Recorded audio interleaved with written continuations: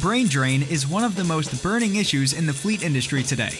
There's a substantial loss of industry knowledge as tenured technicians, managers, and drivers retire, and recruiting their replacements is proving to be incredibly difficult. I think there are several burning issues in fleet, but the one we see the most prevalent is what we coined as brain drain, which we see as a perfect storm between the loss of institutional knowledge and the availability of new technology in the market on vehicles.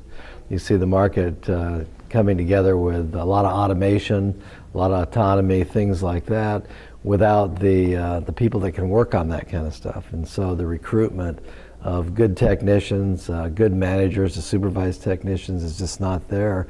The baby boomers are exiting the market who are familiar with the vehicles, and now we see this big void that's starting to surface and come forward.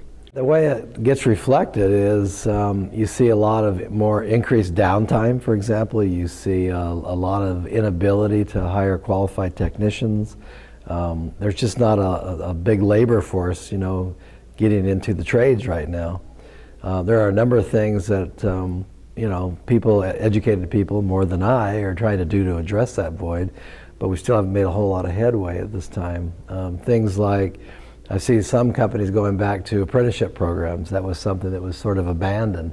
They're starting to make a comeback now to get more kids in the trades and start becoming more qualified to work on vehicles. So there's a number of things like that. Companies are doing recruitments, job fairs, all kinds of different ploys to recruit people. The gap is huge. It's, you got that not only in mechanics, but you have it in supervision of mechanics, and you also have a bigger void in the driver space, people to actually drive these vehicles. That's why you hear people talking about platooning and autonomy and all that, because driving is the #1 vocation in the country, and if you don't have enough drivers, you're not going to be able to transport all the goods and services.